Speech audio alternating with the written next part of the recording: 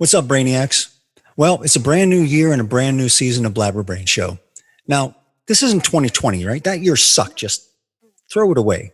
This is 2021, and this year can be whatever you want it to be. And what we want it to be is a great season of Blabber Brain Show. And to back that up, we're bringing you our very special guest, legendary bass player Rudy Sarzo. Now, I wish I could say that it doesn't get any better than that, but we're just getting started, people. This is season 2. Let's do this.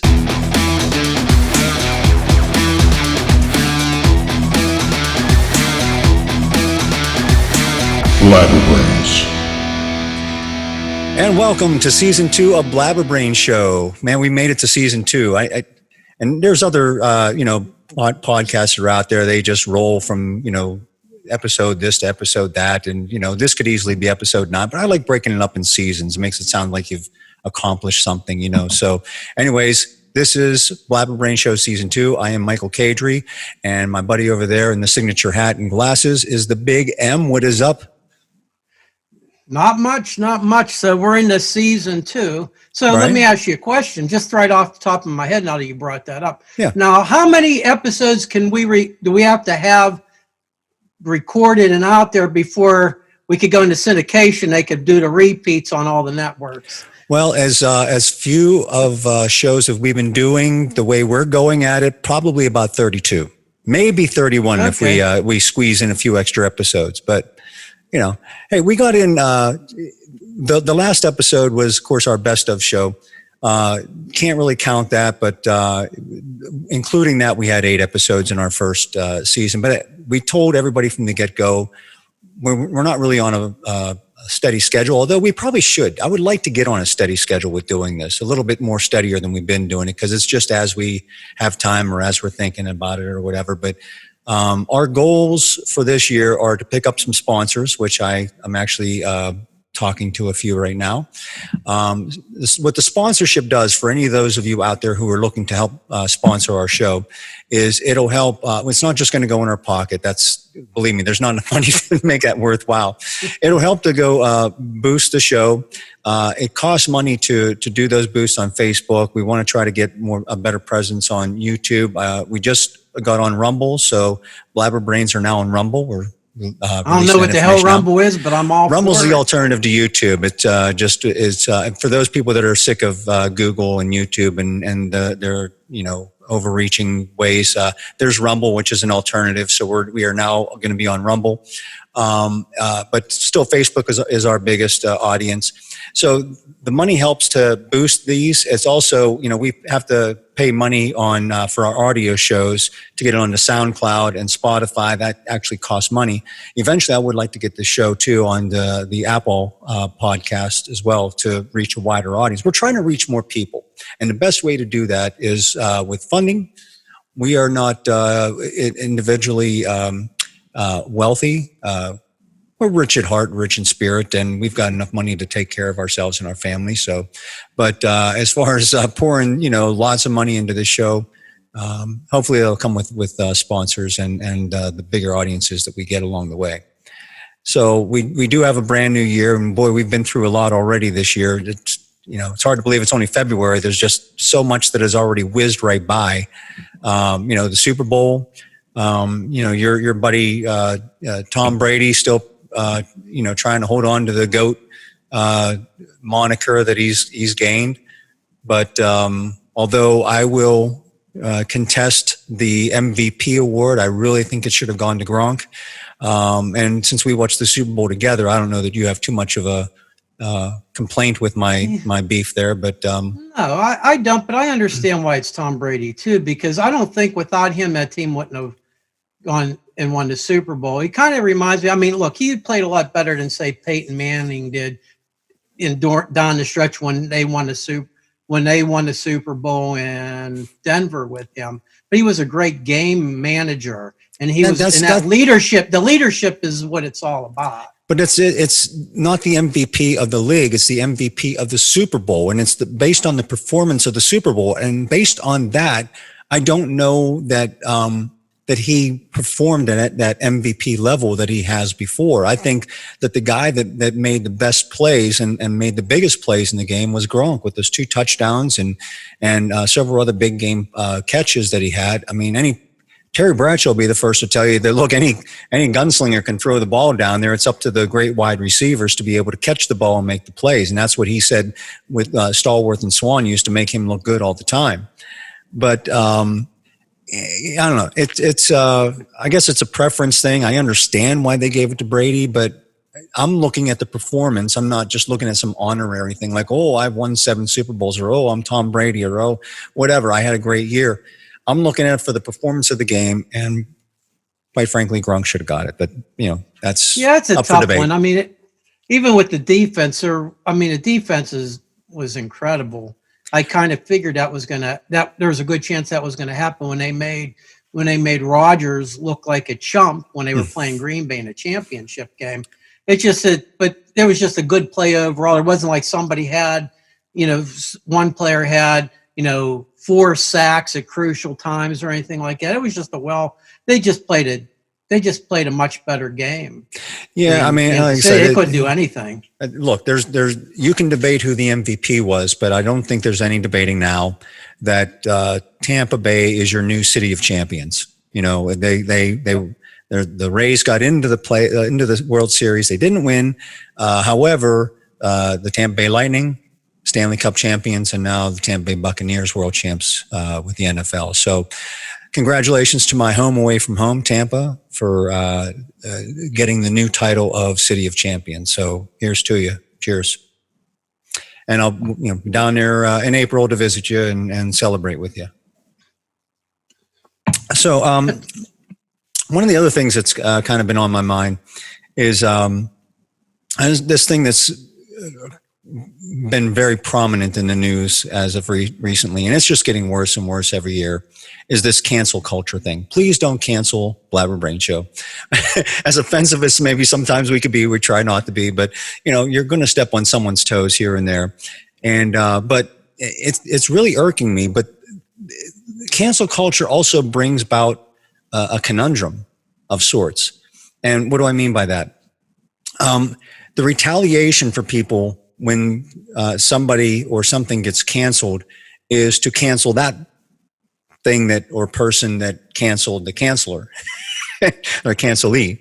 So you just go into this never-ending loop, like Gina Carano getting fired from Disney Plus. Now everybody's saying, well, cancel Disney Plus. But if you do that, then you're doing the exact same thing that she was kind of standing up against and the people are complaining about. So, and I understand both sides. I understand saying, well, you got to protest and do the best way to do that is to hit them in the pocketbook, and just canceling Disney Plus will send a message to them and whatever. So look, they're not going to stop doing this stuff. The problem with the cancel culture is they've been emboldened. And no matter how many people complain, now the complaints are coming from both sides of the spectrum, right? They're coming from the left and the right. There's a lot of people, I wouldn't say too far left. I mean, what I would call classic liberals, your J.K. Rowlings and your Bill Maher's and people like that are really upset with the cancel culture. And then the people on the right obviously upset with the cancel culture. But it's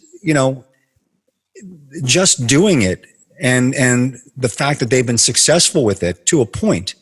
I mean, Gina Carano says, they can't cancel us if we don't let them. And I agree with that to a point. But that's not going to stop them, unfortunately. And I don't know. I don't even have the answer as to what will stop them. But it's ridiculous that, you've got to walk on eggshells or mind your P's and Q's. And, who's the head of this cancel culture anyways? Just because some small little group of jerks step up on Twitter and start complaining about somebody because of something they did or said or tweeted or whatever, that everybody says, no, fire that person or cancel them or whatever. I mean, that everybody just complies and listens to it. Shame on Disney for bowing down to them and listening to it. But again, I don't necessarily agree with canceling Disney Plus because you're doing the same thing that you're complaining about. Yep. Is there an end to this cycle? How do you end this cycle with a nuclear bomb? It's just going to keep on going. This is how I look at it. I'm going to eat, and there are products and companies out there that maybe I don't agree with some of their opinions and stuff like that. But I'm going to look. I don't tell me what not to buy. what not to eat, not where to go. Cause I'm going to do what I'm going to do regardless, unless it's they're doing some sort of sex trade or there's something really awful going on. I'm just not going to, when people tell me, oh, you got to stop doing this or stuff. No, you're probably going to make me now want to go out there and buy it. There's things like even with the company when it was Goya's products, just because the president, because they supported the president, he had a photo that, you know what, there's stuff I make Mexican food and Tex-Mex and stuff like that. You know, when a product's on sale, I buy it because I like the product. Was I a big Trump supporter? You know that I'm not. You know, I'm not a supporter of any of them, to be honest with you. But I'm not going to stop buying it because they support him. I get where they're coming from, and I understand why they do. But I'm going to buy it. I'm not going to like when the whole thing with the Keurig, when people were blowing up their Keurig machines because they pulled out of advertising with Sean Hannity. Right. I remember that week I was at a Target, and there was a woman and her friend in front of me in line with one of those machines, and they were ticked up. She said her dumbass husband destroyed this thing because of that whole thing, so she had to go buy another one. Right. And I said, well, look, I work for a very large technology company that deals with learning and development around IT. I said, Keurig is owned by Green Mountain Coffee. They're the biggest roasters of coffee in the United States, one of the biggest in the world. And so you could go and buy another brand of coffee and do it yourself. And there's a good chance. Yeah, but it's a good chance they're the ones who are doing the roasting. They did it for Starbucks. But I mean, it's just like, I don't know. I'm going to eat. I like to eat. So I'm going to eat what I want to eat. I'm going to shop where I want to shop. And I don't care. I don't have to agree with everybody on it unless it's some blatant, awful, terrible thing. I'm doing what I want. I don't care if it ticks anybody off or not. All it is buying it or watching something. Who cares? I'm kind of in the same boat. I mean, I just, I'm going to buy what I want to buy. Because here's the other thing, right? I complain a lot about the sheep mentality, right? People just get told something and they willingly follow. And that is so prevalent nowadays. It's just like, as much as nobody believes the media or politicians, as soon as these people say something, they just automatically are willing to believe it. Well, the sheep mentality is also when people start getting upset. Well, cancel Coca-Cola, cancel Disney Plus, cancel Apple, look, they're complaining because, both Apple and Google were deplatformed Parler. And I'm like, okay, who are you going to cancel? Apple and Google control all the smartphones. If you want to go back to a flip phone, fine. But most people aren't going to do that. You can't cancel both of them.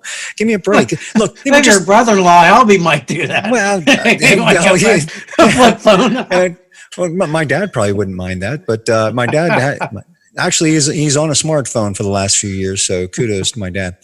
But look. The way I look at it is I'm not going to make fun of anybody who wants to stop using these products or not use the products or whatever, or people that are calling for it or whatever. I'm more libertarian and everything. I look like, do what you want to do as long as you're not harming anybody. If you want to stop using it, stop using it. If you want to use it, use it. I'm going to choose what I want to use based on my lifestyle and my family and whatever, and my personal preference.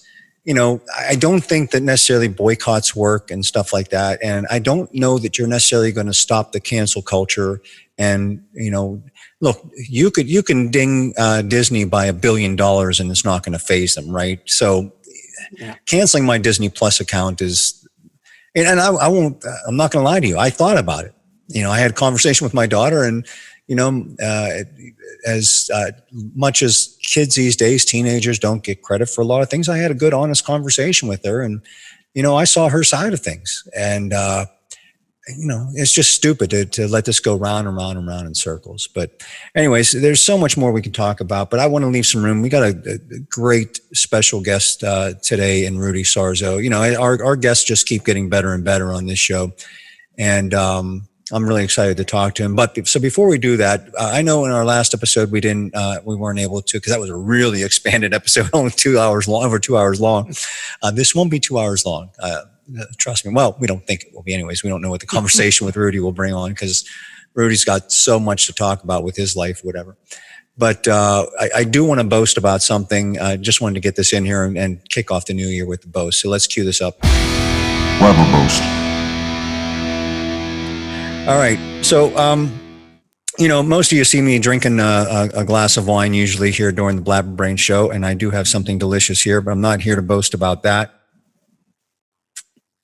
But the other thing I like to do is one of my favorite beers is Sam Adams beer, the seasonal stuff. I love their summer ale. I love their winter lager, and also their Oktoberfest for Halloween. But the one thing that was always lagging for me was something between the winter lager and the summer ale. And I didn't like the Cold Snap or the Porch Rocker. But I did find something that I don't think it's going to take us all the way to spring. But Sam Adams actually did come up with a decent beer that kind of transition into late winter. Obviously, that's probably not going to take us to spring, but it's this Alpine Lager. And again, we're working on sponsors. Sam Adams is not a sponsor of this show. This is just willingly talking about the Sam Adams Alpine Lager. This was just this. Well, yeah, we could block it, but it defeats the purpose of blabbing about it. Now, the Alpine Lager was really good because it has such a unique flavor, different than I don't know. Look, the Sam Adams, what do they call them? The Taste Master? Is that what the Brewmaster? The Brewmasters. Yeah, Brewmaster. The Brewmasters at Sam Adams, which is still considered a microbrewery, believe it or not. As I don't know what classifies someone as not being a microbrewery when they have as many beers out as they are. But anyways, they get the flavors of beer with the seasons like perfectly.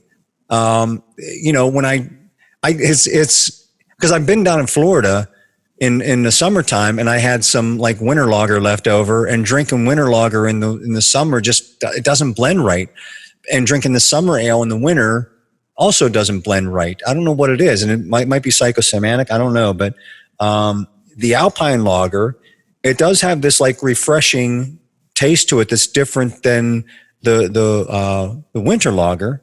It's a little more citrusy, a little crisper. I'm just not a fan of the Cold Snap. Sorry, Samuel Adams. You really probably just need to do away with that. Although I'm not sure how popular it is. I could be the only one that doesn't like Cold Snap. Who knows? They keep making it. Somebody's probably drinking probably, but this is brand new. This just came out this year. I highly recommend the Samuel Adams Alpine Lager. If you're looking for that transition beer. Now, all these are usually in limited brews, so it's not out for very long. I think they really need to come out with something for the springtime. Maybe some people like the Porch Rocker, which is supposed to be that transition springtime beer. I wasn't a big fan of it. And I'm not saying that Samuel Adams needs to do everything to please me. They don't. I'm just giving my opinion here as a talking head. So anyways, do you got anything to blab about? Not really.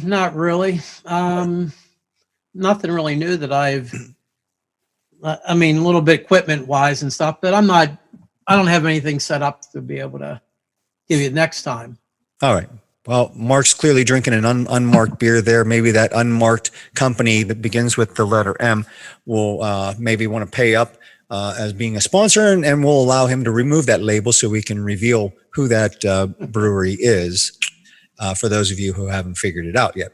So anyways, so we'll cut this version short, and that ends this edition of Blabber Boast. Okay, so Rudy coming up, that's going to be interesting to talk with him because there's just so much to talk about. And I know that what I don't want this to be is I don't want this to be the same old interview that he goes through. I like to try to mix things up and try to talk about, things that interest me. Obviously, if you have questions or whatever. So, I'm really looking forward to talking with him. And obviously, as we said before at the beginning of the show, we're going to try to get more of these episodes out to you, try to be a little bit more regular with them. If I had the time, I would be doing one a week, but I don't think either one of us have the time to do that. But anyways, I can't tell you when our next episode is going to be. All I can say is that we're going to try to do this more often, a little bit more frequently, because, we're gaining in popularity. Our last episode, was our biggest viewed show to date. Might have something to do with the guests that we had, John Elefante and Lacey Sturm. But I'd like to think maybe that some of those people are tuning in because of the ridiculous conversations that we have. So, but you never know. I think what you need to do is you need to bring Cooper on more often. I think more people would tune in if they get to see. I was looking at him. He was behind me sniffing around my guitars and stuff when you were talking. Right. A little while ago. He's back to sleeping on the couch down here in my music room in the basement. So he's good. We'll have to ask Rudy some stuff about dogs too. He's a big doing a lot with that. He's a big sheltered dogs advocate and animal rights activist. So, but anyway, so yeah, we'll get into that with him shortly. So we're going to take a quick break. It'll be quick for you, a little bit longer for us, but we'll see you back here shortly. Blabberbrains. And welcome back to Blabberbrain Show Season 2 premiere. And we are kicking it off right, like I said before, with a very special guest, a legendary bass player, Rudy Sarzo. Let's give him a hand, everybody. Yay! Great, Rudy. We really appreciate you coming on with us. Now, my pleasure. We do have some younger people that tune into us, but I would hope that even the young people, even if they don't know you by name, they know all of the bands that you've been associated with, including Ozzy Osbourne and Quiet Riot and Whitesnake and Dio, and toddlers know Ozzy Osbourne. Right, exactly. I mean, how do you not know these names? That's funny. I was telling. Sorry, I didn't mean to cut you off here. That's like Rudy's synonymous with all these. I mean, like I said, it's the I guess the good and the bad about being members of ensemble bands that as a matter of fact, it's something that we'll talk about your Hired Gun documentary that you were in. That everybody knows the work that you've done, everybody might even know your face, but it's like, I think the people that really know you, the people from your era and my era, like, the 80s, the 90s, the, early 2000s, whatever, because they know the bands and so they know your name. But as we go into new generations, the name might not be as a household of a name as it used to be, but certainly the work is still there of all the work that you've done. And how do you, like, personally, where are you at with all of that? I mean, I know you don't do a lot of musicians I know aren't doing what they do for name recognition and notoriety. They're doing it because they love to do it, and you play with the bands you play with because you love to play it. But, is this something you just kind of roll with the punches and take? Is it something that's not super important to you, or is it the path that you've already left behind you is what's important? Yeah, I'm just trying to get to the core of answering your question. I mean, I play music because I love to play music. I just I play music if I'm not doing interviews or my own radio show. I'm playing. I'm recording. As a matter of fact, before we started this podcast, I just finished up a project that. We musicians nowadays, just to keep our chops up and to pay tribute to our heroes. We do a lot of projects, tribute projects. Mm-hmm. I just did one last week.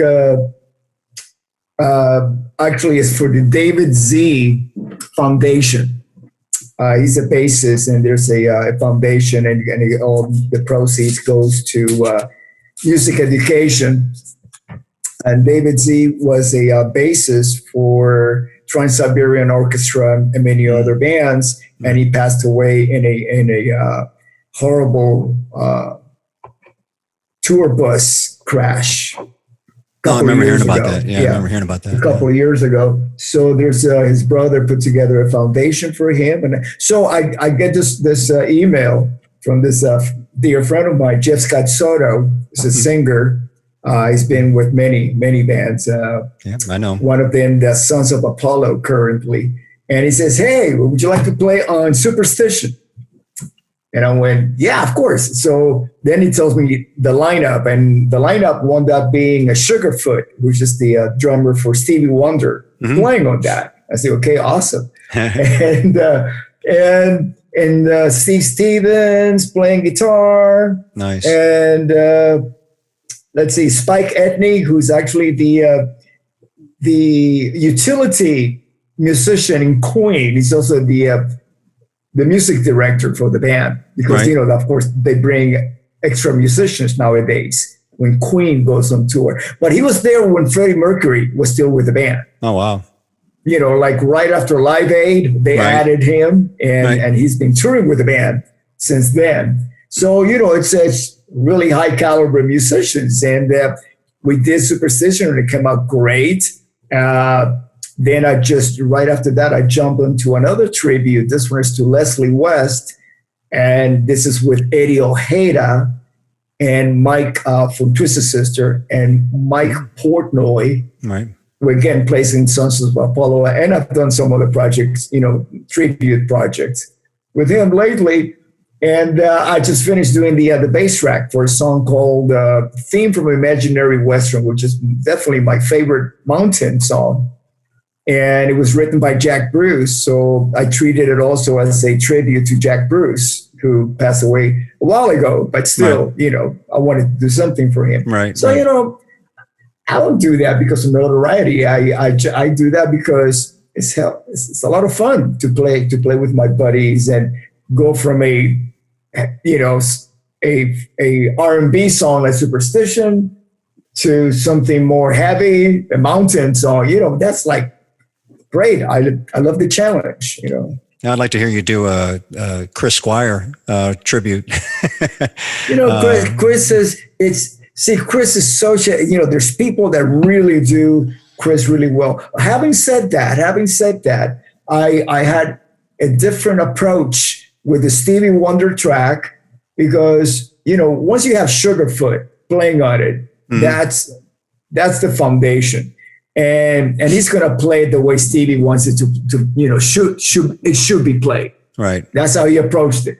And I'm listening to the track, to the original version, and I hear and I go, there's like basically 4 instruments on that. There's drums, which Stevie played on the record. Then there's clavinet. There's no guitar. It's just clavinet.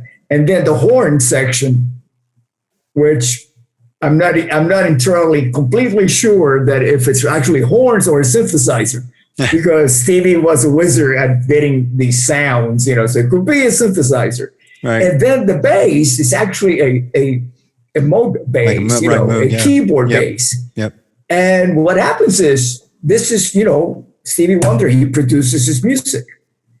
So, you know, there wasn't a situation where a producer said, Stevie, can you play this more like an actual bass player would do?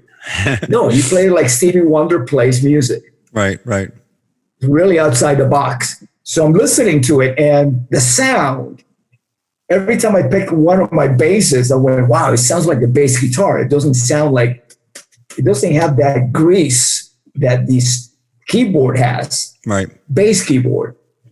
So I finally honed in on the tone. I spent almost the whole day working on that, just getting the right sound. Because without the right sound, it's just Right. Doesn't work. Right. it's like having the wrong actor cast in a play.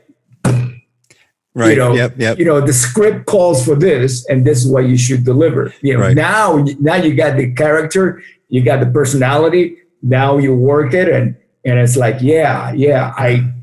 what makes this song timeless is that when you hear it, there's a certain elements. It's a recipe. All these elements stacked up that makes it completely different from anything that comes on the radio, because it's out of the mind of Stevie Wonder. Right. So I wanted to do a tribute to that. I wanted to okay, this is kind of like, of course, I'm not playing it exactly or everything, but it's in the essence of it. I didn't want it to get away too far from the original. So if Stevie wanted to hire a bass player, he would have hired you for this spot based on No, actually, he has bass players but those bass players, they cop what Stevie does. Right. Because that's where the magic is. Right. Yep. See, Stevie creates his own magic by playing everything. Right. Even when McCartney, like if you listen to McCartney's first solo record, right after the Beatles, it's him playing everything. Guitars, keyboards, drums, bass, of course, singing. Right. Everything. You know, like Maybe I'm Amazed. That's him. Right. And somewhere in Scotland, in a farm that he had with the kids running around and his family, and he's recording the song. And it sounds like if you bring in studio musicians to play on that track, it just loses all the magic. Yep. You know, so that's what I wanted to capture. It's a little bit of magic in there, some of those ingredients. And then for the theme from Imaginary Western, Jack Bruce is one of those musicians that totally inspired me to play because, again, fresh approach. He's a cello player who made the transition to bass. I asked him that question: how do you make the transition from bass to from cello to playing the bass? And he says, you cannot pick up chicks with the cello. That's what he told me. That's the only difference. Huh? I said, we're thinking alike here. Okay. Well, but the point is, you know, he brought a lot of musicality to anything that he did because he already had that classical background musically, a musician. You know, my generation grew up listening to some of the greatest these guys knew music. There was music school, you know, like all these guys that came out of the whole British invasion. Well, they learned music in school. Right. It wasn't like just pick up a guitar and learn 3 chords and, hey, I got an MTV video, I'm a big star now. No. I mean, it was like Jimmy Page, studio musician, right? Right. John Paul Jones, studio musicians. I mean, so half of Led Zeppelin is actually guys who hone in their craft, playing everything that came in front of them. Sheet music, charts, they could read everything. So of course, when it comes time to put their own band, they have all this experience. You know, I think all that probably changed somewhere in the 80s, you know, with everybody just wanting to be a rock star. You know? Yeah, exactly. To me, that's more like the rock star era. And, you know, and let's say, for example, you have Van Halen, you got you got Eddie Van Halen, incredible, trained musician. He comes from a musical family. Yep. His father, you know, and his brother too. I mean, very musical. Classically. So you got the musical side. Yeah, exactly. You have the musical side of Van Halen, and then you got the rock star, David Lee Roth. Beautiful balance. You know, you got something who's not classically trained. Right. No, but I think he was the greatest frontman of his generation. 100%. 100%. Yeah. But then you look at him today and you're like, what happened to you, Dave? There's so many other. He's still Dave. He's still Dave. He's still Dave. He's still a showman. He's still a showman. He's just a different kind of showman. Yeah. But then again, it's what doesn't grow dies, you know, so he's growing somewhere. And, you know, we don't have different perception. He evolved. Right. Evolve. I mean, our perception of David Lee Roth is we're stuck. I mean, I'm not, but the consensus is the perception. We're stuck with Dave in the 80s. And he says, no, I'm more than that. Yep. You know? Yeah, like him or love him. I mean, you know, hate him or love him. He's unapologetic about it too, which is, you got to admire that, you know? So as it should be. Yeah. Yeah. So because you've played in so many iconic bands, I would say that, you know, I mean, to some degree, some of the bands that you played in, you were necessarily that hired gun. I don't personally consider, like, as I'm thinking about the bands that you've been in, like Quiet Riot, I wouldn't consider you to be a hired gun with Quiet Riot. Yeah. Once you sign your name on a record deal, you're not a hired gun anymore, right? Because you're part of the pie, for better or for worse. I mean, you sign your name on a record deal, it's basically you're taking out a big mortgage, right? because what happens is the record company gives you an advance, you make a record that you will recoup someday, hopefully, and then that's when you start making money on the record, but they own the house even after you pay for the recoupment. Right. Well, you were brought into Ozzy early on and helped kind of shape Ozzy's solo career to a degree. I think a big degree.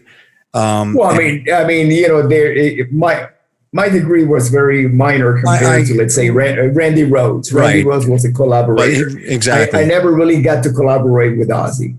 I played on 2 records, Tribute and Speak of the Devil. Right, but I'm saying when people think about early Ozzy, Bob Daisley, Rudy Sarzo, that's what you're thinking about, early Ozzy. But early Quiet Riot. I mean, like I said, Quiet Riot goes back all the way to the 70s, like before you were in the band and stuff. But when people think of Quiet Riot, they're thinking of Come On Feel the Noise, and so they look at you as part of the band, so to speak. Is there? Do you know that I was in Quiet Riot with Randy? Right.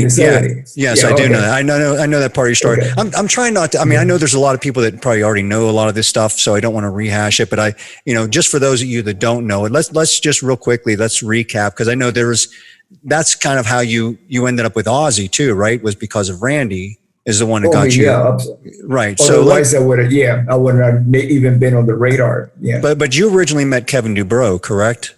Is that how you got into Quiet Riot, or how did that? Passing. Right. I saw Quiet Riot performing at the Starwood like around 77. I made 3 trips to LA. The first 2, I ran out of money. On my last one, that's when I stayed, and I came back in 78. Yeah, 78. That's when I returned to LA.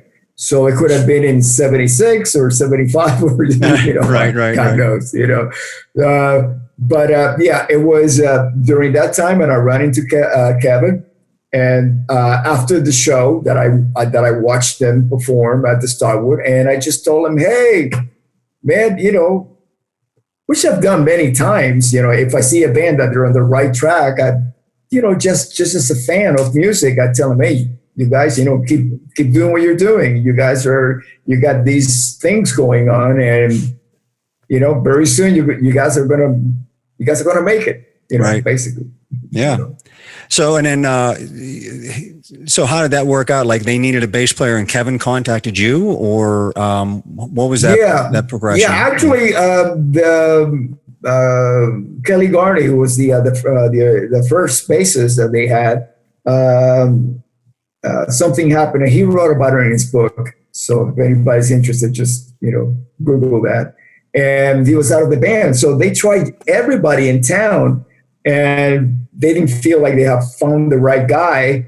I was out of town when this was going on. I was in New Jersey, but I was ready to return to LA. And so I got a call from Kevin because people kept saying, well, if you haven't found the right guy, Rudy's the guy that you're looking for then. So eventually he called me, and I just happened to I already have my ticket to return to LA the following week. So I told him that, and he said, okay, so call me when you get into town. And I did. I went down, auditioned, and got the gig, and started playing with Quiet Riot. Nice. And the rest is history, as they say. So yeah, and then obviously you get that great relationship with Randy going, and he brings you over into Ozzy. Now, from most reports, here's one thing I really am interested in asking you, because I don't hear you. I'm sure you've said this somewhere along the lines in an interview, but I haven't seen it. The Ozzy camp in those days was kind of a toxic environment. Because of Sharon and Ozzy controlling everything. But I've really never heard you speak ill of Ozzy or Sharon. You're already very, very grateful for the opportunity they gave you and bringing you into the band and everything like that. And you still, I think to this day, kind of, that's just not your style. You don't talk bad about anybody, to be honest with you. No, but explain that. Like, was your relationship different than what some of the other musicians experienced with them? My perception, which is based on experience purely, because I was there. I've been in toxic environments in bands, and playing with Ozzy and having Sharon as our manager was the furthest away from the toxic environment that I've ever been in. Wow. That's great to hear. So that's why you've never heard me say anything negative, because it was not. So is that there's a rumor, and I guess, can you put to rest a rumor or maybe confirm it, that when you played, one of the biggest kickoffs for Quiet Riot was playing at the US Festival, and there was a rumor that you and Ozzy bumped into each other and had a little riff or something like that. Was that just BS, or did that actually happen? US Festival? Yeah. I never saw Ozzy. As a matter of fact, I didn't see any of the other bands, because we flew in the day before. We were added to the bill like 2 days before the show. Right. So we played Denver. Barry Fay, the promoter, invited us to play at the US Festival because they had just moved Joe Walsh from the metal day to the following day, and there was an opening spot. And we got offered the opening spot, took it.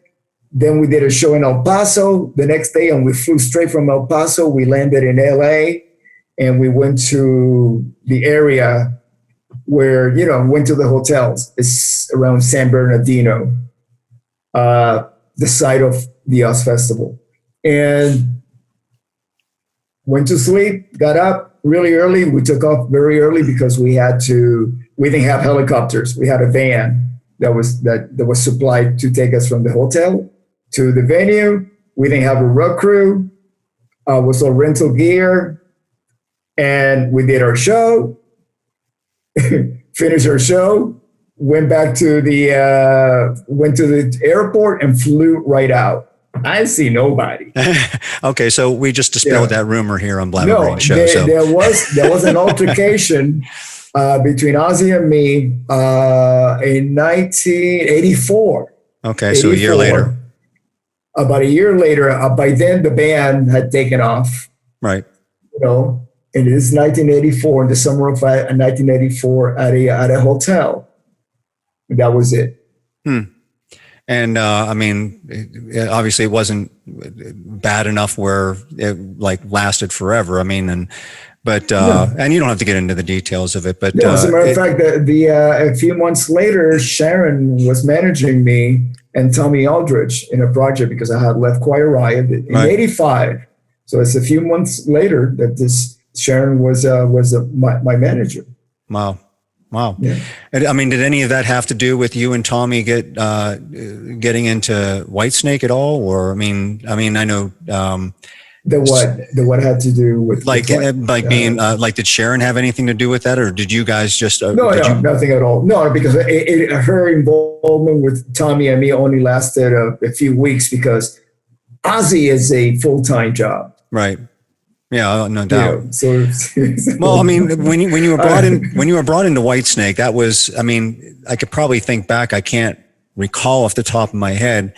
That was the first kind of known supergroup where it was a known band that put together other well-known musicians to form this band of okay, we're a powerhouse. We are a force to be reckoned with, because David Coverdale, I'm sure, I don't want to give him the credit if he doesn't deserve the credit, but maybe was the one that had that foresight to say, let's put together something that's going to really catch people's attention. And that's going to be not just the music, but the personalities and the names that we'll bring together to put in this band. Was that kind of how that formed, or? No, it's a whole different reality. What happened was that Whitesnake in 1984 was the opening band for Quiet Riot. Okay. And that's when I met David, and we were on tour, so we saw each other every day. And so the last night of Whitesnake opening up for Quiet Riot, we threw the band Quiet Riot, threw them a little party, and we were hanging out. And then as we were saying goodbye, David gives me a hug and says to me, "We're going to be playing together very soon." This is 1984. Right. So, by the end of 1985, I had given Quiet Riot notice that I was leaving Quiet Riot at the end of the Condition Critical tour. So once my commitments were done, complete, I was off. And so Tommy and I, we decided to start the band, which is kind of like the period I told you when Sharon was managing us. Right. And then Tommy and I, we get this call from David's management company to have a meeting. And we go in, they offer us to come in and be part of the band in 1985. Right. And I asked, so who else is in the band? And they say, well, we have John Sykes remains. And having experienced the friction that was going on between John Sykes and David while we were on tour together, I decided that it was not going to be a good move for me because there was a lot of uncertainty. Yeah. And I just didn't want to have left one situation to join another situation. Right. Yeah. I get so it. Fast forward a couple of years later, Tommy and I, we worked on trying to get things off the ground. We did the record with Tony McAlpine, Project Driver. Right. And so, that didn't pan out into a major deal. We actually released it on Shrapnel. So Mike Barney could actually recoup his investment in the creation of the record. So by the time we got another phone call, this time from John Kalodner from Geffen, asking Tommy and I to come down and play on the video, perform, do a video with Whitesnake. Just the video. And we agreed, was for Still the Night. Right. And the day of the video, I run into Vivian, who I knew from LA, and Adrian Vandenberg, who in 83, Quiet Riot, the first dates that we did outside of Los Angeles, we did some shows with Vandenberg in the San Francisco area. So I had met Adrian and all of that.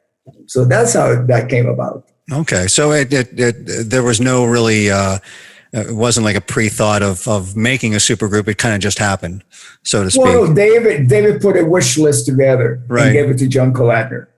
And then what about Vivian Campbell? Like when did he come in to play? Yeah, at the same time. He was part of the wish list. Yeah. Oh, okay. On the wish list. That was and also he had already been working with Adrian. Adrian got to perform on record the Here I Go Again guitar solo. So by the time that happened, there was a time where a period where John Sykes came in, recorded. It took about 2 years to make that record. John Sykes recorded guitars, but there was some stuff that was not finished, like Dan Huff also plays on the record. Oh, really? I didn't know that. Yeah. And so Adrian came in and did the guitar solo. Okay. On Here I Go Again. So Adrian was already solid in the band. It was just a matter of filling everything up with other musicians. Well, I mean, since joining Whitesnake, like I said, it was already an established band with a kind of a sound that was kind of already emerging and changing and stuff like that. And then being in Quiet Riot, where, again, being a core part of that band, what is the difference between, in your eyes, like trying to blend in with everybody else, but still bringing your flavor in there versus, being part of a core that's creating things? Like whenever you and Tommy Aldridge were trying to form a band, obviously that was going to be your nucleus, your brainchild. There's got to be a difference between, like, do you still have the freedom to say, okay, well, I'm Rudy Sarzo, I'm just going to play this the way I do, or you got to say, I got to stay within the box of Whitesnake? Well, you have to be smart. You have to, you join the band is not joining you. Right. That's how it's the reality. I've been in bands that have been there for a while, or I've been one of the founding members, and new individual comes in and tries to change everything to create a comfort zone for them. So it's kind of like, I'm going to change the sound. I'm going to play different than what's already recorded that the fans know.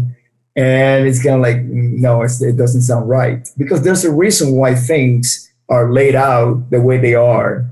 When you make a record, especially in, traditional record, I'm talking about not making record in your bedroom, but actually you get a record deal, you're assigned a producer, and you do a pre-production, you go through all the songs, you go through the arrangements and everything. There's filters. And then the artist relation person says, no, I don't hear a single yet. So they might bring in an outside writer. It's a process. Right. And you have to respect that. That's how you make a timeless record, And so bearing that in mind, you respect the process and you respect what the fans already love and have bought that record and buy the T-shirts of the band. So the last thing you want to do is go in there and change everything. Well, I mean, through history, one guy that gets a lot of credit with shaping those type of bands during that era is John Kalodner. Is that Absolutely. giving him? Is he really that much of a genius? I put it this way: he doesn't get enough credit. Okay, that's good to know. I've always kind of looked up to him and admired him because especially like I think that even Steven Tyler and Aerosmith kind of give him a lot of credit for their resurgence and whatnot. And I know he was a big part of Whitesnake and, like I said, several other bands. So, it's what is it about that? Is it just a vision that he has? Is it just an intuition about the bands, or what is it? No, I mean, I just, for my radio show, I just did an episode with Andrew Loog Oldham, which was the original Rolling Stones manager and producer. Mm-hmm. Back in the day when the producer actually paid for the session, not the band. Right. And owned the masters along with the band. And he's still alive? Very much so. Wow. Very much so, yeah. And with a great sharp memory. So we were talking about details, and we were talking about the first day the first night show, he saw the Rolling Stones.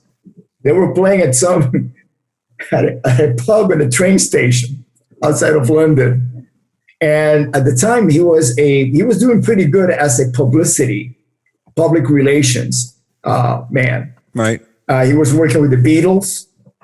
He had worked with Bob Dylan on his first trip to London, and he wasn't looking for a band.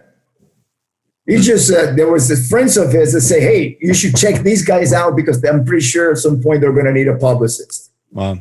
Walks in, hears it, and it's just like something came over him. Right.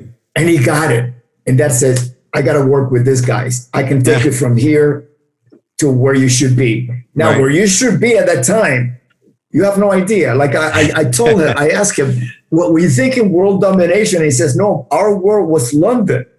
That was it. Right. It wasn't then, as it grows and there's the British invasion. This is prior to the British invasion. The Beatles hadn't played Ed Sullivan yet. Right. When this is going on, these are guys who basically pioneered out of nothing. This was created. Right. Andrew, Brian Epstein, everybody that was involved in that scene. Because it wasn't just two guys. It was there was like a network of all of these great producers, managers, entrepreneurs, promoters, because you need everybody, record company guys, producers, everybody that contributed to that. Now you fast forward, you go 60s and 70s, and then you go to the 80s, and you have John Kalodner. John Kalodner reinvented. I put it this way: I was working with John Kalodner, not signed to him, but I was in a band called Angel before he joined Ozzy. Right.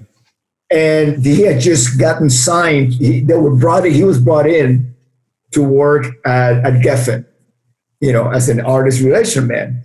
And, they had just signed Elton John, I believe, John Lennon. He was John Lennon's, A&R guy. Right. And he was there when he got shot. Oh, man.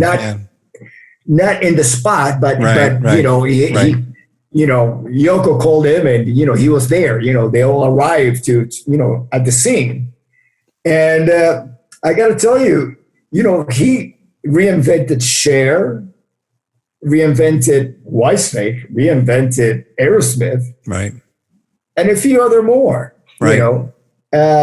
is he a genius? Yeah, I really consider these guys geniuses because you cannot put your finger. What do these guys do? It's magic. They're like wizards, because they see things that other people might not see. The proof is in the outcome, So. Yeah, and if you really want to catch something likewise of what it takes to be one of those individuals, there's a Showtime, I believe it's Showtime, there's a Rick Rubin documentary. It's called Shangri-La, Shangri-LA, right? Which is, it's the name of this recording studio he's got in Malibu. But it's Rick Rubin going through the evolution, and it's the same thing. He's one of those guys who, when he's there in his presence, things happen. Right. He's a conduit. Right. I highly recommend that documentary so you can see the process in front of your eyes, how it develops. You'll have to check that out. So I'll ask you something you probably won't answer, but maybe you will. Who knows? Since you've been in so many great bands, is there anything, any band that you would say stands out to say, when I was part of this band, it was the best time of my life, or this was the best situation I've been in? Oh, yeah. I can't really associate best time of my life with going on stage with a band. Right. Because it's it's totally disconnected. Well, let's keep it to a band wise. Like, what was the best band that you were part of? Say, I was broke when I was playing with Randy Rhoads and Quiet Riot, and getting out, playing with Randy and Quiet Riot locally in LA was one of the best times I've ever had on stage. Right. It was a blast. But it was not the best time of my life. Right. Off the stage. So they're all really the best times of my life. I mean, on stage, playing with Ozzy, but it's the same band after Randy died. It was the worst time of my life because Randy had died. So it's still the same band. Quiet Riot, the best time was, when we first started out and we were driving ourselves around in station wagons and Winnebagoes and whatever, and we got to number one, and then shit happens. Right. It was not the best time of my life anymore because, there was personality conflicts aroused, with time. And then I joined Whitesnake. It was wonderful. I think, that was pretty solid. There was a bit of uncertainty in the middle of that period when Vivian was let go. Right. And I haven't been in situations where like you have a certain success with a formation, a band, 5 guys or whatever the number might be. Right. And on one of the pieces is removed. It's not the same anymore. Yeah.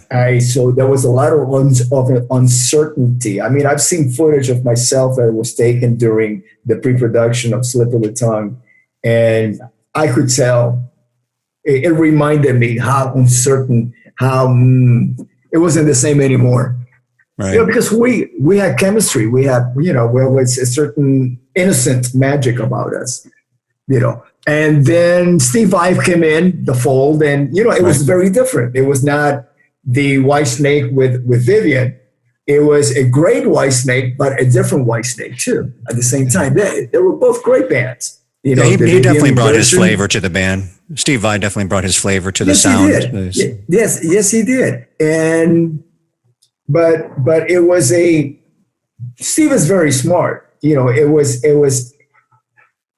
his sound, but fitting it within Whitesnake. It was still, because there was not much he could change because all the music had already been written by Adrian, and the rhythms tracks like Tommy and myself had already been laid out. So it was kind of like Steve reimagining what already had been created and adding his own sound to it. But the parts, I know, I mean, parts, when I say parts, is chord changes, arrangements, and so on. Steve made it sound, gave it his own, he played his own things. He did not play exactly what Adrian had played on the demos, because all those songs had demo versions of it. Right. So he played it like Steve Vai would play it. But it had to go with what the foundation was that we had already laid out. Well, also now, flash forward a few years, when you were playing with Jeff Tate, you also got to play with your brother, Robert, in that version of the band. Was that the first time you got to play with him in a like a popular band, or had you guys teamed up before, or was this something new for you guys? I mean, I think that Robert was supposed to actually, wasn't he supposed to be brought in to Ozzy at one point in time? When Randy passed away, but there was a lot of confusion going on, and Sharon was not aware that Bernie Torme, when he was sent from London office, Jet Records office to LA, he already had been paid for playing with Ozzy. So once Robert was announced that he got the gig, and then Bernie said, well, but I've already been paid. There's a lot of confusion and, going on. So, so that's what happened. Playing with him in the Jeff Tate's version of Queensryche. That was the first time we actually went on the road in a national act. Right. So, I mean, what's the kind of chemistry with you and your brother? Is there, like, I can sometimes think of, Bob and Bruce Kulick, they just did not have a good relationship with each other. Musically, they were good and they were great. But we grew up playing together. Right. So that was a good environment to have him playing with you in the band. As a matter of fact, I played with my brother up until we separated when he got married and settled in New Jersey, and I decided to continue. And I went to Chicago, and then eventually wound up in LA for the first time. So in the mid 70s, 75, 76, that's when Robert and I parted ways. So we did play for a while, long time together. Oh, well, that's cool. At least, I said it's also good that you eventually got to kind of join forces and play, even if it was just for a little bit of time to play together in a band. Yeah. So I want to go back to, when you and I first met, and for those that don't know this part about your background, and it's kind of an odd way for someone with a music background like myself and for you, and to meet was through animation. Most people know about me with Zoet effects and the efforts with animation, stuff like that, where you and I kind of struck up a conversation about animation and met whenever you were playing with Blue Oyster Cult when you came into Pittsburgh. And I was really, believe me, at that point in time, and even still to this day, people give me their resumes and reels and have me look at things, and they're very impressed with their own work, but then I see it, I'm like, this is garbage, whatever. And it's hard to watch. And so when I hear about you being involved in animation and you want to show me your reel and stuff, I was preparing myself to just be kind and nice and just, oh, that's nice. But I was pretty blown away by your animation stuff. It was actually really good. So how did you get involved with doing animation? And are you still doing anything with that today? No, well, yes and no. I say yes because I am involved with an animated project, but myself, I'm not doing animation anymore. But having said that, being in the meeting with the whole crew, I completely understand what the conversation is all about. Let's say if we are using motion capture to generate animation, or was it done by hand? anything, the scenery, everything. So since I was trained. Okay, here's my background. At one point, Avid not only owned Avid, the editing software, but also Pro Tools, and then they had, which was at the time was the state-of-the-art CG program software, Softimage. Right, I remember that. They owned that.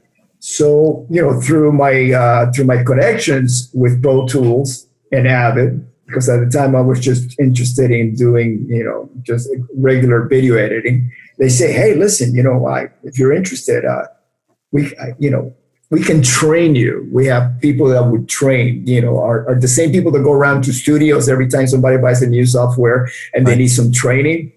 These are the guys. So I was trained. Oh, nice. By the Softimage, staff. So that really helped me. Now, I already had a background with 3ds Max, but every time you go from one software to the other, it's a whole different learning curve. You have to relearn it, right? Yep. Yeah. So what conceptually I understood it, but as far as the steps and getting around the board, it was. Yeah, it had a huge learning curve, but it was one of those things that I just dove in and I went crazy with it, and I really enjoyed it. And then Softimage got sold to Autodesk, which already they had 3ds Max originally, and then they acquired Maya, and Softimage was the trifecta, and they basically took a lot of the features from Softimage and put those into Maya, and they kind of they got rid of got rid of Softimage, and by then I had gotten LASIK, and I could see again. The reason why I got so heavy into CG animation was because I could create just sitting in my hotel room with my glasses. And then I would go on stage and I could barely see what I was playing. And once I got LASIK, it just changed my life. Oh, nice. Well, I often think that that's one thing that would help the Big M's career over there. If I just find a way to animate him instead, maybe that might really kick off your career a little bit better. Natural animation. Just look at me. Well, I don't know that it'll translate well to animation, because at least you can get to grab the character and the look and the feel, but not the personality of the Big M. It doesn't equate to much in real life. How's it going to work in animation? Well, that's what animation could make it a little bit more interesting. That's all I'm saying. Well, that is true. Anything to make me more interesting. I thought you were going to make a crack about LASIK and stuff, being I'm blind in my left, legally blind in my left. Well, LASIK's not going to help you. Oh, Mark, that's a shame they can't come up with something so you could see better. Yeah, that's not going to help you there. I already hear that. Yeah. No.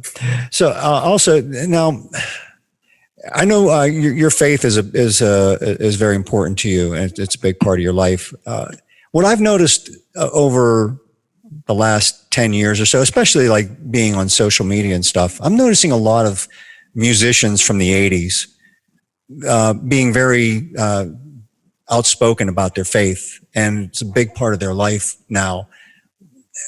Is this just a growing up thing with people? Is this something that, because you don't think about that and you don't hear about that, like at least when I was growing up, and you think of those bands and you think of those musicians, and are we just in a different point in time where people are more open to talk about it, or have these people transitioned to make it probably more important to their life? Like, what about you? Like, has this always been a big part of your life, or is this something that has been transitioning in you?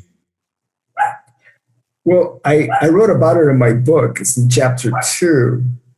I've been reading the Bible every day since the mid-70s, before I made, while I was still a starving musician, and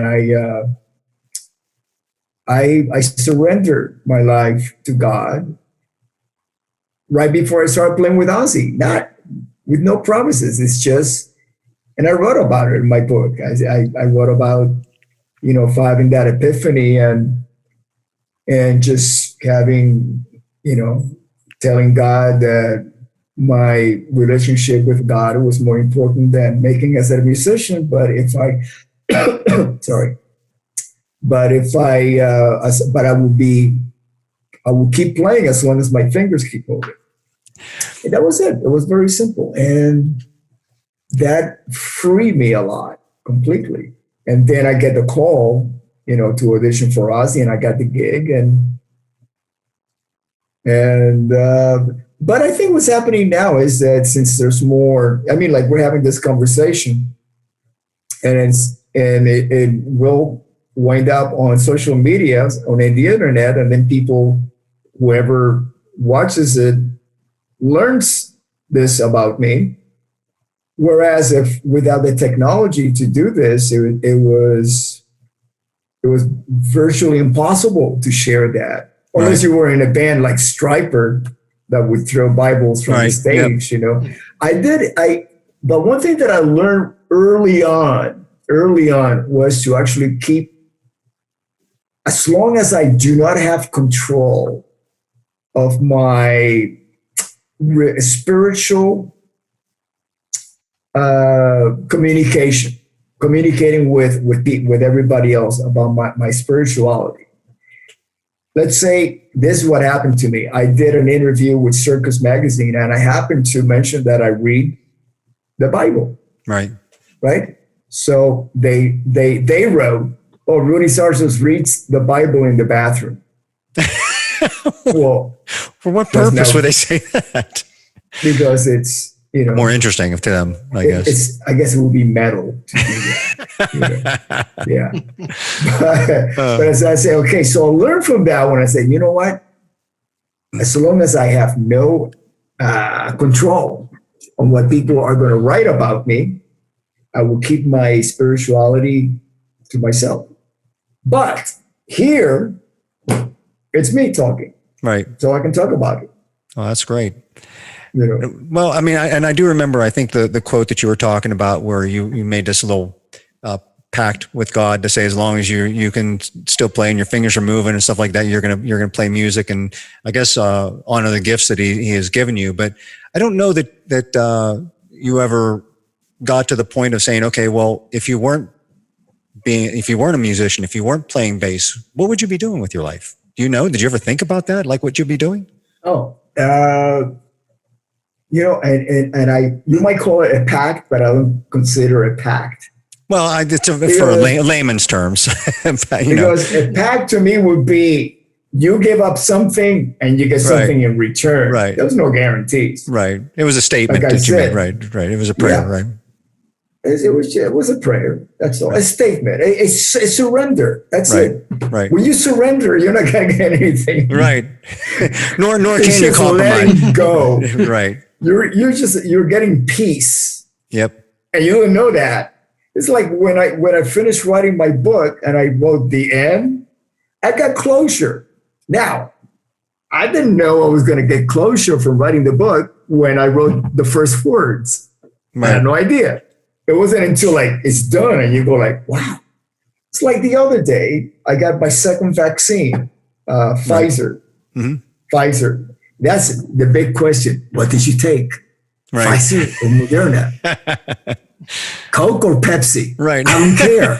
Just give me the damn vaccine. Right. So, okay. So having said that, and all of a sudden, I feel like, I don't feel invincible, but I feel like, okay, I'm not going to die from COVID. Right. I can still die. I can get hit by a car. But as far as COVID goes, right. According to science, right. which you ask, certain people and they go, oh, we don't know. So I'm thinking, yeah, God only knows what science doesn't know. Right. And science doesn't know. No, yeah, exactly. They're still trying to figure it out, what's going on. But sometimes I think that science in some degrees tries to validate God and doesn't just try to ignore God. In some ways, I see a lot of efforts of it trying to either validate or invalidate God, one or the other, saying, well, because this X, Y, or Z, there is no God, or because X, Y, or Z, or we're going to look for X, Y, or Z to prove there either is or is not a God. And I'm like, why can't they just both mutually exist? Why does there have to be one or the other? I think that because of God, there is science. That, I don't know why people try to blur the lines there so much. Yeah. And I get it, because I grew up Catholic and in a Latin culture. I used to go into my grandmother's house, and she opened the door, and behind her there was like Christ on the cross, bleeding and stuff, and it'd be like, wow, that's scary, like. And then there'll be all these other life-size statues of saints and it was pretty goth. Supposed to keep Satan away. And as I grew older, and as I read the Bible over and over and over again, I came to realize these are perceptions, my own perception based on my experiences and the facts that I've been gathering and thoughts and experiences. That traditionally the trigger when you say God to a lot of people is a depiction of God by a Renaissance artist on let's say at the Vatican, the Sistine Chapel. God's got long hair and a beard and his muscles, and he's like putting a finger at Adam. That's God. No, that's not God. Right. That's a depiction of what this artist thinks God is, because he was hired by the Pope to paint this. Right, his version of it. Right? Yeah, his version of it. Okay, my version of God, and this is it's very clear in the Bible. Jesus says God is spirit. It's energy. Mm-hmm. Nobody has seen God. Nobody has seen the face of God. It's got no face. Right. It's energy, it's spirit. It's the creator who keeps expanding the universe as we speak. Right. God didn't rest on the seventh day. No, it wasn't like creation's been going, it's just continued. Otherwise, that's one long vacation. No, I mean, it's like one long creation. I mean, it's like it's expanding, the universe, it's like that is God to me, not the universe, but the energy that creates the universe and everything that the order, the laws of God. I mean, if you look at nature is orderly. Mm-hmm. Are you familiar with like the golden ratio? Yes, 100%. The formation of, it's mathematical. Everything's mathematical, right? Yep. Everything's mathematical. Everything's actually pretty perfect. Yeah. Even though even the earth is not perfectly round, and a year is not perfectly an amount of 365 days and minutes. It all keeps changing because it keeps evolving, but if you take out mankind out of Earth, you have a pretty perfect planet. Oh, yeah. Yeah. Because everything will follow the laws of God. Now, what we have is free will. And it's taken me a while to figure it out, because it can be very confusing, the thought of God's will, free will. And it's a blessing and a curse. Lately, because of, I've been doing certain inventory in my life, I've come across, my perception of free will is, okay, you can do two things. You can do God's will, and that's, to me, that's my eternal quest to find out God's will. Or you can create chaos and go against the nature of things, the order of things in the universe. That's a universal order, but there is agents of chaos, humans, that will go against that. Just because we have the option to do the right thing and the wrong thing. And that's something that a lot of people just don't get or understand. And that, look, God's not a puppeteer. I mean, he does give us free will to love him, to obey him, and to return everything back to him. And you touched on something else I want to talk on real quick here. I don't want to hold you up too much. I know we've been talking for a while, but you're what? You're 70 now, so which is Kind of, sort of. Okay, sort of, ish. Okay, but, and I don't want to dive too deep into this because it could open up wounds and stuff like. But you have lost some close personal friends of yours, including Randy and Kevin and Frankie, and Ronnie James Dio. Ronnie, obviously, Ronnie, you were very tight with. So some very close personal friends of yours that have passed on, but. Or bandmates. I played with Ronnie. Yeah, I mean, it's not just tight. I mean, we made music together. I was his last bass player in Dio. Yeah. Oh, again, these are very important things. But there's a part of you that could, start to feel both immortal, but then also start to say, I could be taken at any time. And what I look at with your career is that you're. From my perspective, I'm not sure from your perspective, but from my perspective, you sure are making the most of your life and what God has blessed you with, not just from the musician side, because of everything that you do with that, because you're also involved with like the rock and roll fantasy camp, which helps people. Like I said, you openly talk about the business side of things, like even with doing the Hired Gun documentary. But then you also are a big, I don't want to go so far as the animal rights activist, but you do speak out a lot for sheltered dogs and adoption and stuff like this and animal cruelty and stuff. But you're very focused on getting dogs, sheltered dogs adopted and stuff. Is part of this all that inventory that you take, like you're talking about your life? I mean, do you sit down and think that I'm not doing enough and I've got to find ways to try to impact or be more meaningful? Or is this stuff just like happen in your life or stuff that's, you want to make sure that the things that are important to you, that you're active in doing? No, it's all very organic. They present themselves. Okay. It's like 5 years ago, a dear friend of mine, she supports. There's an organization in Southern California goes education. It's called Education Through Music Los Angeles, and they have them like around, outside of LA too. But the one that I'm involved with is Education Through Music LA, and they do fundraisers and they give. They bring music to schools. They supply students with instruments and education, especially underprivileged children in schools. And it was very organic. I got invited by my friend to come to one of the events that they hold every year. I met the people and they say, "Oh, how would you like to offer some classes for the auction, bass lessons?"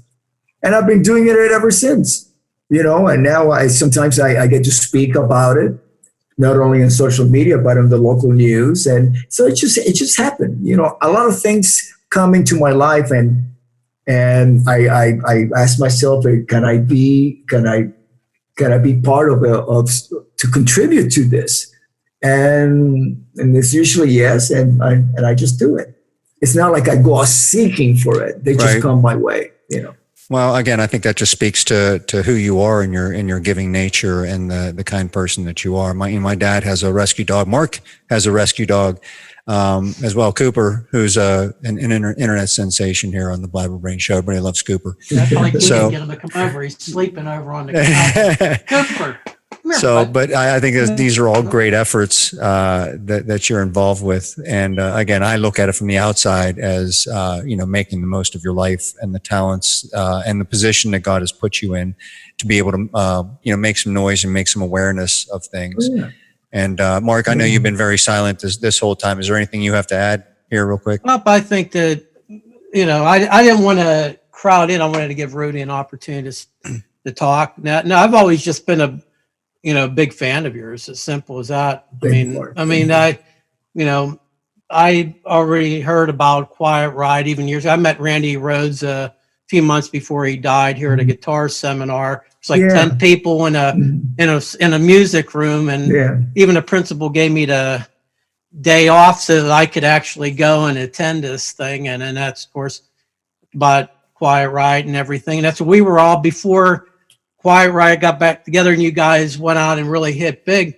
we were all looking for the music, because all he was saying was that, hey, I think we had an import deal, and and it's not like the internet existed back then. So to try to find things that maybe you were involved with or Randy involved with, it was almost impossible back then to find anything. But I mean, I've seen you perform a number of times over the years in the bands and a lot of the things. And I got to see that movie. Mike told me about the Hired Gun movie last week, and I had an opportunity to watch it over the weekend. I just can't consider you a hired gun, even though that might be the case. That's hard to believe, yeah. Because it's funny, because I was talking to a friend of mine a couple of days ago, and I said, my buddy Mike is having Rudy Sarzo come on and do an interview with us. And the first thing she said was, her and her friend just wanted you so bad back when you were in Wire. So, I mean, there's, you just haven't, everybody knows your name. I mean, from that era, to me, it's like you and Steve Harris are really the only bass players everybody knew by name. But I never heard any of the women I've known over the years go, oh, I'm waiting after the show to meet Steve Harris, So, I mean, you definitely were, when I watched it, it was great hearing some of the stories that you were telling. But I mean, you're a well-known name. You're not, to me, in my eyes, you're not somebody that an established band brings in, not just because you're a great bass player. You're somebody that gets people interested. Hey, Rudy's playing in that band. I think I'll go check them out. The title Hired Gun really gets lost a lot because if you look at, I would say 95% of the musicians highlighted in Hired Gun, the documentary. Like in my case, I used the Ozzy period to learn about the music industry. That was my university.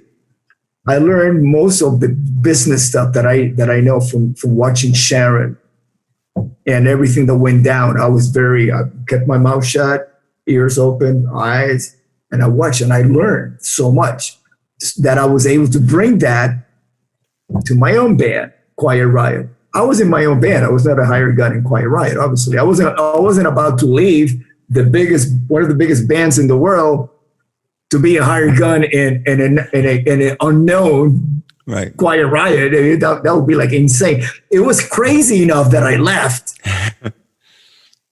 and signed this record deal with this band that nobody believed in, right? So, we were all equal share members in Quiet Riot. And I brought with me so much knowledge about the industry because I learned from the best. So just about every musician, if you look at, let's say, Steve Lukather, he played as a hired gun for so many artists, but that doesn't mean that he is a hired gun, the guy from Toto. He's not a hired gun in Toto, But then what he brought to Toto, all those guys were studio musicians. Right. The Beatles were hired to do a recording with a guy named Sheridan, Tony Sheridan, something like that, before they got signed. So does that mean that the Beatles are hired guns? No, it's the Beatles, and they just got signed to work with this guy. Yeah, you just Google it, Tony Sheridan. That was like they did My Bonnie Lies Over the Ocean. And it's the Beatles playing on that, right? Jimmy Page, studio musician, John Paul Jones, studio musician. So it's like everybody. But that is the best. Yeah, it's the best education you could ever have. The whole documentary is filled with musicians. Brad Gillis played with Ozzy, then goes on with Night Ranger. He said that's his band. Yeah, he's not a hired gun in Night Ranger, Right. But it's all about that. Us who are blessed that we can actually join a situation that we're given the opportunity to grow and learn from that experience, so we can move on later on and bring this knowledge with us. Well, we'll let you plug a few things here as we exit out. Just want to be mindful of your time, and I really appreciate you being on here with us, Rudy. But one other thing that I want to mention that you're involved with, I think, is just something that is very important in what I think is the education through music. Is there anything, short you can talk about that? Well, that's the one that I just mentioned like a few minutes ago. Right. Yeah. I mean, but as far as, this is something that people can get involved with. So, I mean, take part in. Or to take part is to making donations. To take part, you have to be invited by the organization to take part. Outside of that, it's all donations, because all the donations go to buying instruments and education for children, and specifically the underprivileged kids. Okay, so we'll put a link up there for people to be able to donate to education through music, because I think that's a great organization. And as far as the sheltered dogs goes, you want to give a shout out to any organization that you? Linda Blair's organization, and also the Eastwood Ranch. That's another shelter, all based out of California here.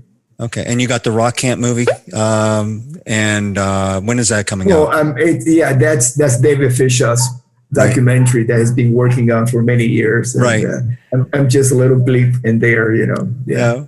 Well, okay. So, is there anything else you want to plug? No, I got my book, Off the Rails. Off the Rails, right. And my radio show, 6 Degrees of Sarzo, on Monsters of Rock Radio Network, and it's on Spotify for streaming. Yeah, so people, I'm sure if you're not tuning in already, please tune in and listen to Rudy's show. And again, Rudy, I just really appreciate you coming on here and sharing these the intimate conversation stuff with us. And we look forward to seeing you in everything that you're doing. Again, you have your hands in so many different things. I think you are definitely making the most of your life. And now that you are vaccinated, your fingers are still moving.